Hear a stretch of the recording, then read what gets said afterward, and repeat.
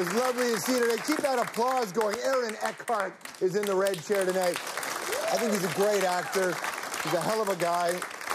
He's got a complicated relationship with his alma mater, so we're going to get into that. Also very excited. Good news today. If you like television and you like to laugh and you have good taste, then, well, then you obviously have all of those things because you're watching this show. But more importantly, it appears that NBC is going to give Bill Cosby another copy. Bill Cosby back on television. It's a good day. We'll tell you more when we know about it.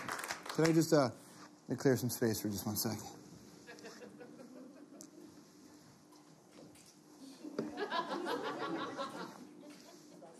Get up in the morning, say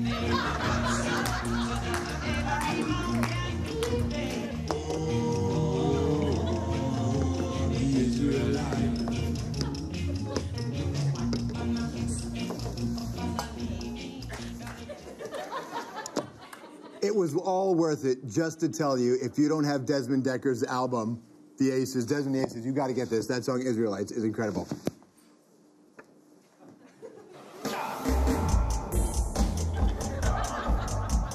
Shall we deal with today? So, let's go to federal politics. Our Prime Minister, the nation's father, in Israel. This happened.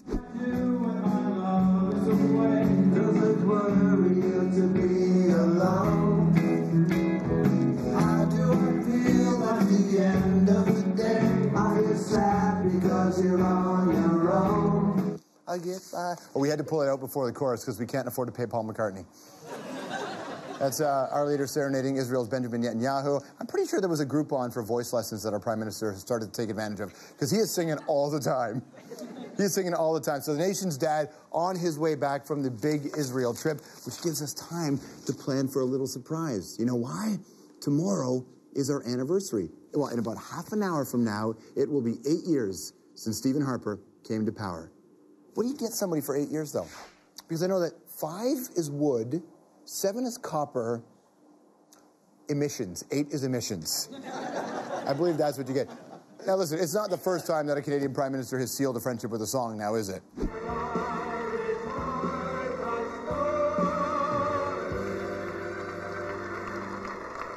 Sure they'd steal your heart away.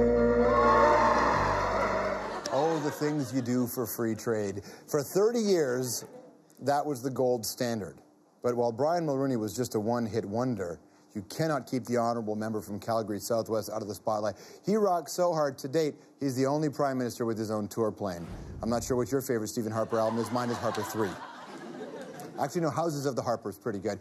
Whichever one has Stairway to Harper on it. Maybe that's the untitled fourth. Who knows? Now, as we said, Prime Minister Harper and his entourage winding down their trip. Meanwhile, his Minister of Foreign Affairs is in Geneva and speaking out on the terrible situation in Ukraine. Here's a tweet from John Baird earlier today.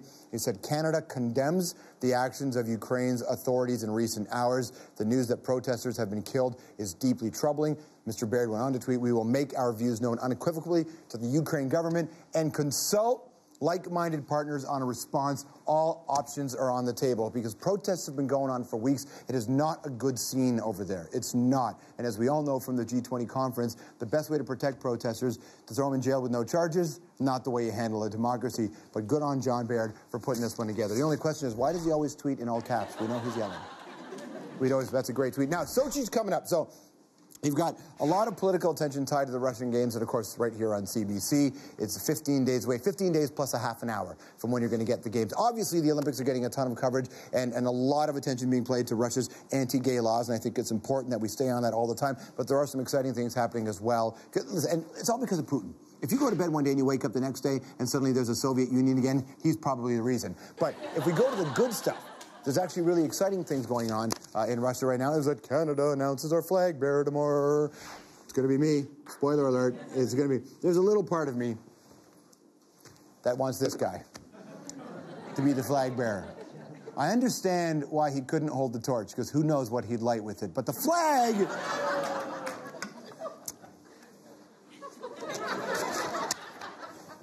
I stand by that. Okay, of course, while we want both hockey teams to win, we want Patrick Chan to win, we want Mark McMorris to win, we want the Paralympics to be huge, we want all that stuff to be good, there's only one team from another country that we can root for. Now, we want Brad Jacobs and the curling team to win the curling gold, right? We want that. But you know who we want to get at least silver? Because you know who gets silver? It's got to go to Norway, because those uniforms rock.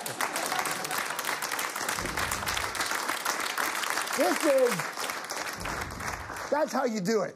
That's how you do it. For a few years now, the men's curling team from Norway rocks the best pants.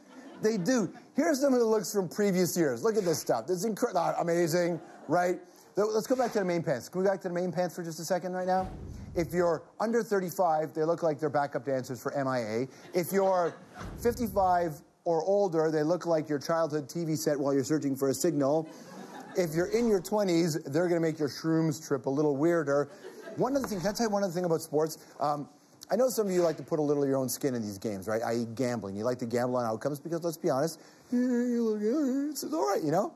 Betting the house on who takes silver in women's biathlon, or as we call it around here, ski guns. But if you have anything left over Sochi, I draw your attention to this. The NCAA is coming up, March Madness. There will be office pools, and people will go, I've got the perfect bracket, I know how to win. And then there's that one dude who doesn't even like basketball, who actually mistakes basketball for broom ball, will win the poll because he has a stupid way of picking teams, but he'll still win, right?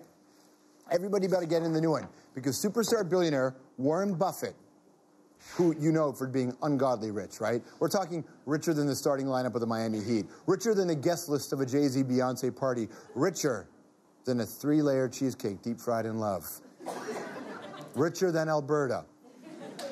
He has found one person from Alberta clap going, hell yeah.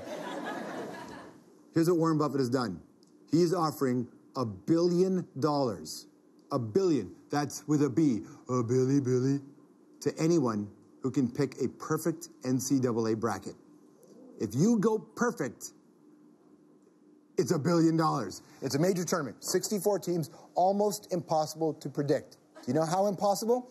The odds of doing it, according to the internet, are said to be, and the internet never lies, are said to be 1 in 9.2 quintillion. That's quintillion with a quin. That's a 1 followed by 18 zeros times 9. 1.